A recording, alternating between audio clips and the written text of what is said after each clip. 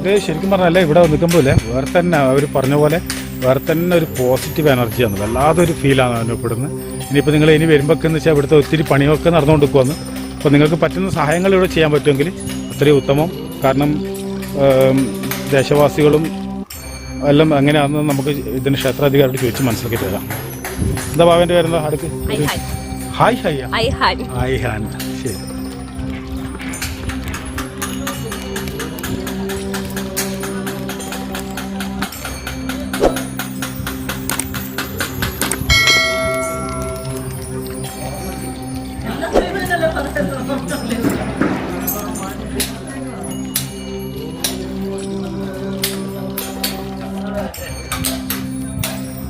ഗണപതി ഹോമം ചെയ്യുന്ന സ്ഥലം കേട്ടോ.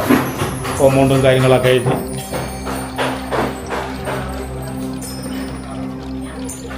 കാരണം ഇവിടുത്തെ ആൾക്കാരുടെ പെരുമാറ്റം തന്നെയാണ് ഏറ്റവും കൂടുതൽ എന്ന് പറയാൻ അറിയിക്കാൻ പറ്റാതെ. എന്താ വെച്ചാൽ ആ പെരുമാറ്റത്തിൽ തന്നെ ഭഗവാന്റെ ചൈതന്യം എത്രത്തോളം ഉണ്ട് നമുക്ക് മനസ്സിലാക്കാൻ സാധിക്കും.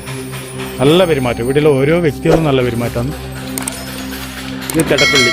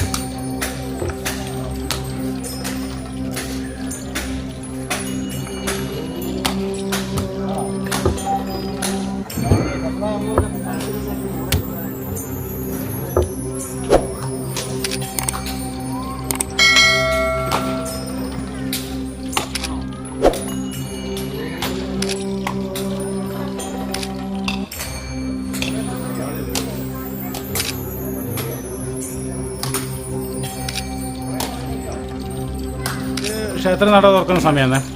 എത്ര മണിക്ക് എങ്ങനെയാണെന്നെല്ലാം ഉള്ളതാണ് ഇവിടെയുള്ളത്. പിന്നെ അതുപോലെ തന്നെ ഇവിടെ ചെയ്യുന്ന പൂജ എൻ്റെ ഇതിനെ പറ്റി പറയുന്നതാണ്. ക്ഷേത്രത്തിലെ ഫോൺ നമ്പർ ഇതാണ് കേട്ടോ. നിങ്ങൾക്ക് ക്ഷേത്ര ഓഫീസുമായി ബന്ധപ്പെടാൻ പറ്റും. ഇത് വർക്ക് ചെയ്യുന്നതന്നെയല്ലേ?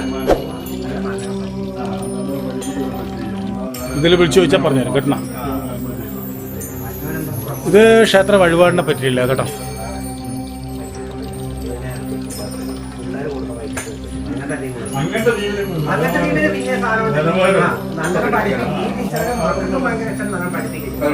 മാനിക്കാവ് ശ്രീ മഹാദേവ ക്ഷേത്ര കേട്ടോ. ഇവിടെ നവീകരണ പ്രവർത്തനം നടക്കുന്നെന്ന് പറഞ്ഞല്ലോ, അത് എന്താണ് അതിന്റെ നവീകരണം? ഇപ്പം മാർച്ച് 2 മുതൽ 9 വരെ നവീകരണ കലശം നടക്കുകയാണ്.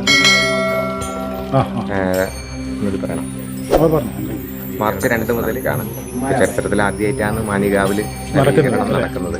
സ്വയംഭൂ ആണ്. ക്ഷേത്രപ്പണിയെല്ലാം കഴിഞ്ഞു. മണ്ഡപത്തിന്റെ പണി, അതുപോലെ ഉപദേവന്മാരുടെ പ്രതിഷ്ഠയെല്ലാം 2 മുതൽ 9 വരെ. ആ സമയം ഭക്തിയുടെ പണിയൊക്കെ കഴിയോ? എല്ലാം കഴിയും അല്ലേ? ഇനിയിപ്പം മുമ്പിലെ മതിലും കുറച്ച് പണികൾ മാത്രമേ ബാക്കി. അതെ, എല്ലാം കരിങ്കല്ലിലും ചെങ്കല്ലിലുമാണ് ഉള്ളത്. പിന്നെ ഇവിടെ കൊടിമരമില്ല അല്ലേ? കൊടിമരല്ല, കാവായിട്ടാണ് അത് സങ്കല്പിക്കുന്നത് അല്ലേ? പിന്നെ അതുപോലെ ഇനിയിപ്പോ ഈ ക്ഷേത്രത്തിന് വേറെന്താ ഇനി ഇവിടെ ആവശ്യമുള്ള? ഇനിയിപ്പം ഈ നവീകരണ കലശം എന്ന് പറഞ്ഞാൽ വലിയൊരു തുകയാണ്, വലിയൊരു ബാധ്യത വരുന്നൊരു. അപ്പൊ അത് പുറമെയുള്ള ജനങ്ങൾ എങ്ങനെ ഇതിൽ പങ്കുചേരുക? അവരുടെ സഹായം കൊണ്ടാണ് ഇതെല്ലാം കാര്യമായിട്ട് നടക്കുന്നത്. അങ്ങനെയല്ല, നമ്മൾ ഇനിയിപ്പോ പുറമെ ജനങ്ങളെ അറിയിക്കുമ്പോൾ അവര് എങ്ങനെയാണ് ഇതിൽ പങ്കുചേരാൻ ആഗ്രഹിക്കുന്നുണ്ടാവുമല്ലോ? പങ്കുചേരാൻ ഇപ്പം വഴിപാടുകൾ ഷീട്ടാക്കിയിട്ട് ഞാൻ ഇതിൽ QR കോഡ് സമർപ്പിക്കാം. അല്ലേ? QR കോഡ് ക്ഷേത്രത്തിന്റെ നമ്പറും വെക്കാം. എന്തെങ്കിലും സംശയമോ എന്തെങ്കിലും ആവശ്യം ഉണ്ടെങ്കിൽ നിങ്ങൾ ഈ ക്ഷേത്ര നമ്പറിൽ വിളിച്ചാൽ മതി അല്ലേ? ബുക്ക് ചെയ്യുമ്പോൾ നിങ്ങൾ അതിന് നവീകരണ കലശാഭിഷേക ഇതിൽ നടക്കുന്നുണ്ടെങ്കിൽ നിങ്ങൾക്ക് അതിൽ പങ്കുചേരാൻ ആഗ്രഹിക്കുന്നുണ്ടെങ്കിൽ ക്ഷേത്ര ഓഫീസുമായി ഒന്ന് ബന്ധപ്പെട്ടാൽ മതി അല്ലേ? 2 നമ്പറും കൊടുത്തു. അത് 2 വർക്ക് ചെയ്യുന്നില്ലല്ലേ? ഇതോ അല്ല, വർക്ക് ചെയ്യുന്നില്ല. അതും കൊടുത്തിട്ടുണ്ട്. ഇനിയിപ്പോൾ അഥവാ വർക്ക് അവർക്ക് വിളിക്കാൻ താല്പര്യമില്ലെങ്കിൽ വിദേശ രാജ്യങ്ങളെന്നെല്ലാം ചെയ്യാനാക്കുന്നത് ഇതിൽ നമ്മളെ QR കോഡും കൂടി കൊടുത്തിട്ടുണ്ട് അല്ലേ? അപ്പോൾ അതിൽ നിങ്ങൾ ബന്ധപ്പെട്ടാൽ മതി. അല്ലെങ്കിൽ നിങ്ങൾക്ക് അയക്കാൻ പറ്റുന്ന പൈസ അതിൽ അയക്കുക. അപ്പം അതെന്ന് വെച്ച് കഴിഞ്ഞാൽ ഞാൻ അവിടെ കുറച്ച് നേരത്തെ അവിടെ ഷൂട്ട് ചെയ്തിട്ടുണ്ട്. നിങ്ങൾക്ക് ഇനി ആവശ്യമുണ്ടെങ്കിൽ ഞാൻ അവർക്കും കൂടി അത് ചിത്രം അയച്ചു തരാം അല്ലേ? എന്തെല്ലാം ആവശ്യമുള്ളതെന്ന് വെച്ചാൽ അത് നോക്കിയിട്ട് ചെയ്തോട്ട് അല്ലേ? അപ്പോൾ നല്ല നമസ്കാരം. ഒരിക്കൂടി പേര് പറഞ്ഞോളൂ. അനിൽ. ശരി.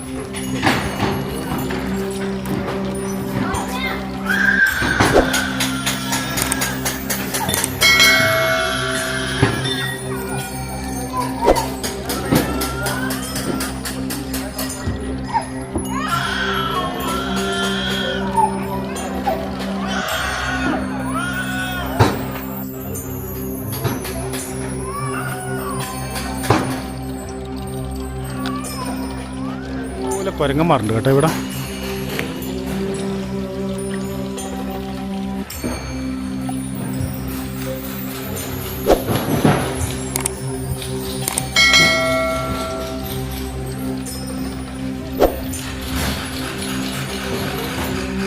അവർക്ക് നല്ല ആഹാരമാണ്. അപ്പം ഡെയിലി ഇവിടെ വന്നു കഴിഞ്ഞാൽ ഭഗവാന്റെ അടുത്ത് വന്നു കഴിഞ്ഞാൽ ഇഷ്ടംപോലെ ഭക്ഷണം കിട്ടും. ഉണ്ടോ?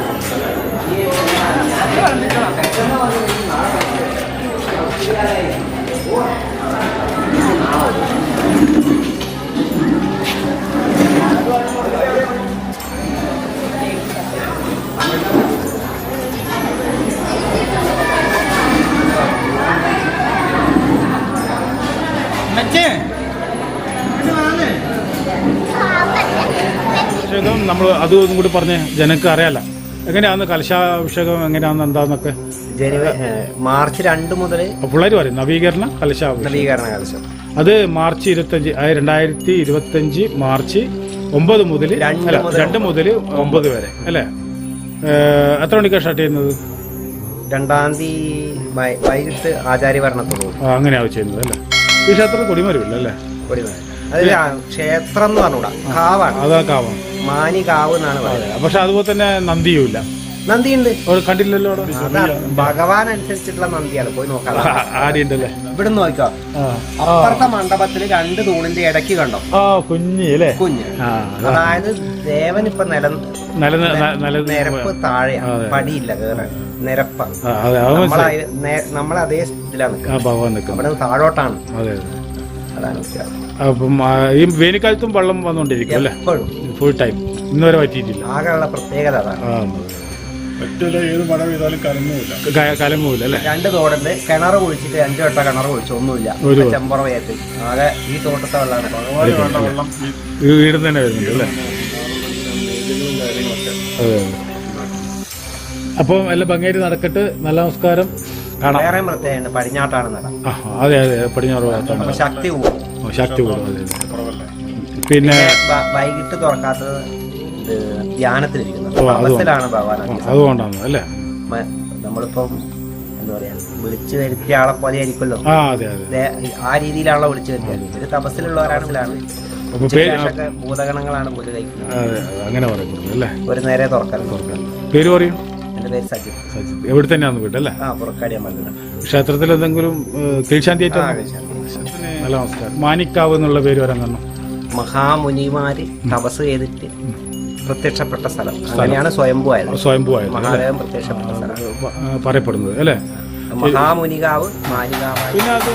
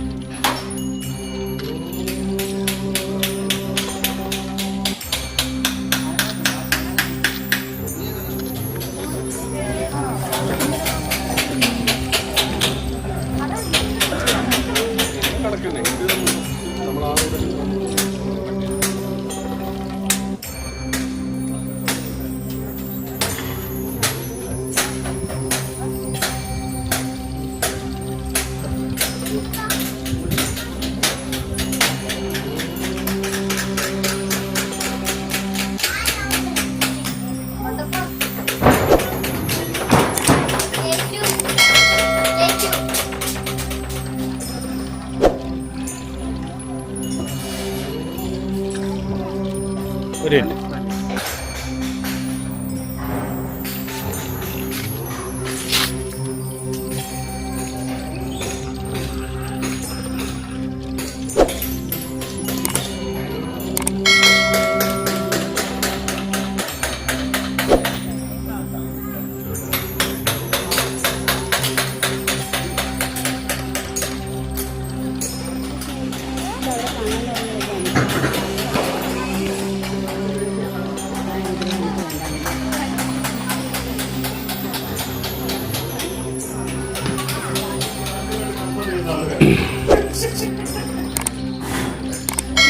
ഇത് പിന്നെ ക്ഷേത്രത്തിൻ്റെ QR കോഡാണേ. നിങ്ങൾക്ക് ഈ QR കോഡിൽ നിങ്ങൾക്ക് ബന്ധപ്പെടാൻ പറ്റും. കാരണം എന്ന് വെച്ചാൽ അതീവ പോസിറ്റീവ് എനർജിയിലെ ക്ഷേത്രമാണ്. അപ്പോൾ എന്ന് വെച്ച് കഴിഞ്ഞാൽ ഈ QR കോഡിൽ നിങ്ങൾ സ്കാനിങ് ചെയ്തിട്ട് നിങ്ങൾക്ക് ക്ഷേത്രത്തിന് വേണ്ടുന്ന വഴിപാടായിക്കോട്ടെ, പിന്നെ എന്തെങ്കിലും സംഗതികൾ അത് ചെയ്യുന്നുണ്ടെങ്കിൽ അതും ആവാം. പിന്നെ ഈ ക്ഷേത്രത്തിൽ നിർമ്മാണം നടക്കുക, നവീകരണ പ്രവർത്തനങ്ങൾ നടന്നുകൊണ്ടിരിക്കുകയാണ്. അപ്പോൾ നിങ്ങൾക്ക് എന്തെങ്കിലും ചെയ്തു കൊടുക്കാൻ പറ്റുമെങ്കിൽ അതും ക്ഷേത്ര കമ്മിറ്റിയുമായിട്ട് ബന്ധപ്പെട്ടാൽ മതി. അല്ലെ QR കോഡിലേക്ക് നിങ്ങൾ ചെയ്താൽ മതി അല്ലേ? ഇതെല്ലാം ക്ഷേത്രത്തിലെ മക്കളാണ്, ഭഗവാന്റെ സേവകന്മാരാണ് അല്ലേ?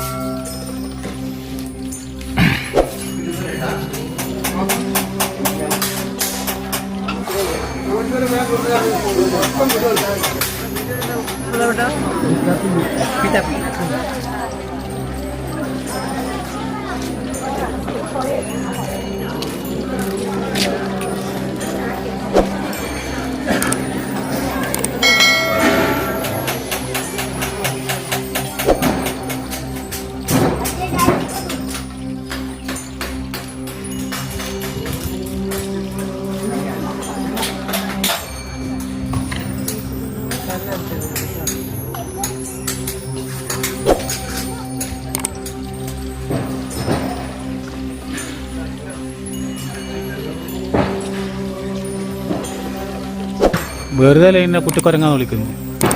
ഇവ എൻ്റെ ഈ സാധനം അടിച്ചു മാറ്റേണ്ട ഒരു ഏട്ടനഞ്ഞും കൂടിയിട്ട്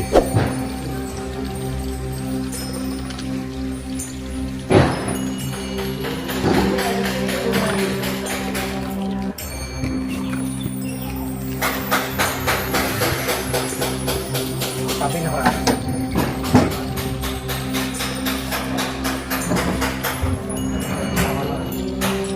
ഇതിലൂടെ കയറാട്ടോ. കയറല്ലേ?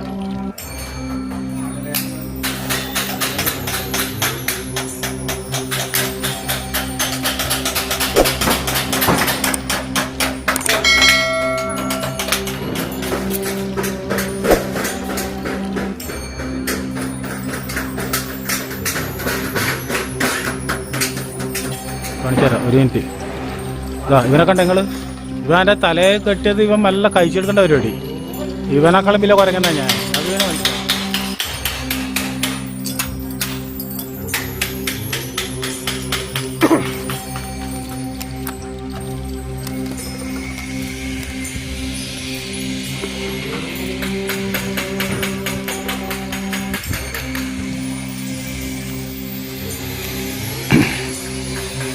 ഇവിടെ എന്തെല്ലാം ഉള്ളത്? ഇവിടെ നാഗത്തുണ്ട്, അവിടെ അവിടെ നിന്ന് വെക്കേണ്ടി വരും അല്ലേ?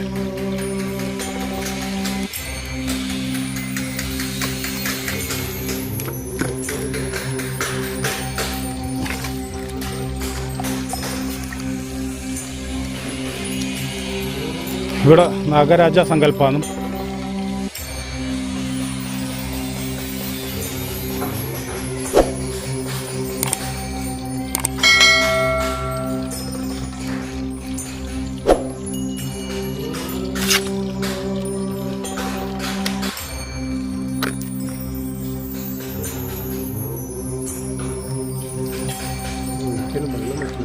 ഇവിടെ അല്ല, ഫുൾ ടൈം വെള്ളം വന്നുകൊണ്ടേ ഇരിക്കുന്നു പറഞ്ഞിട്ട്.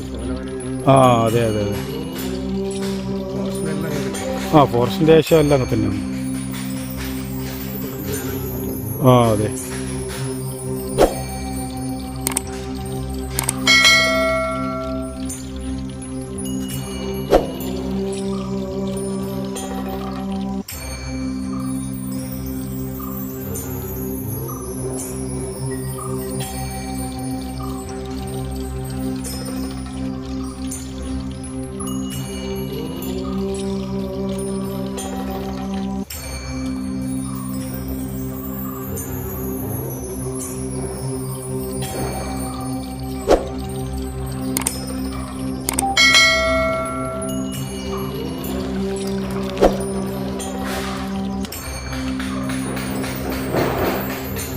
ചുറ്റും കാടാണ് കേട്ടോ.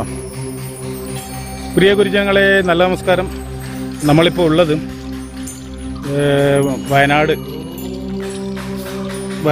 ഈ ദേശത്തിൻ്റെ പേരെന്താ പറയുക? ദേശത്തിൻ്റെ ചൂതുപാറ എന്ന് പറഞ്ഞ സ്ഥലത്താണ് ഉള്ളത്. ഇത് മാനിക്കാവ് എന്ന ഇതിൻ്റെ പേര്.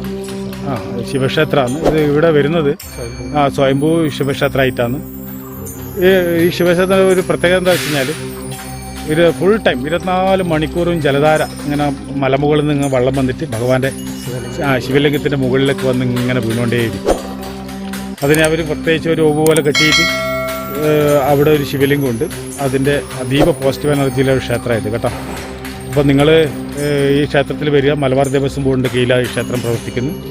ഇവിടെ അന്നദാനവും കാര്യങ്ങളൊക്കെ ഉണ്ട്. കാണ്ട് തന്നെയാണ്. ഇനിയിപ്പം ഭാവിയിൽ നമ്മൾ ചെറിയ ശബരിമല പോലെ ഒരു അവസ്ഥയാണ് അല്ലേ?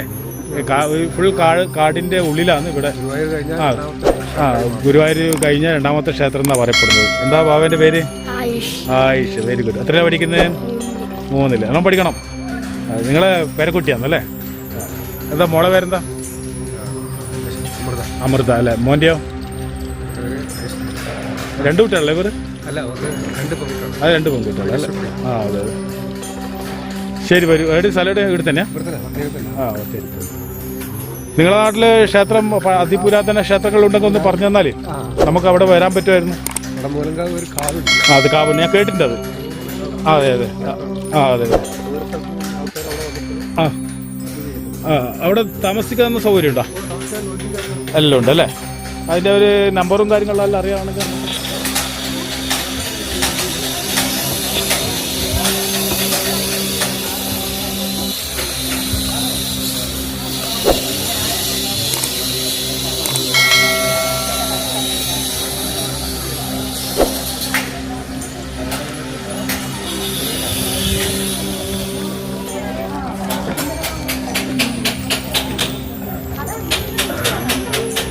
വെക്കുന്നത്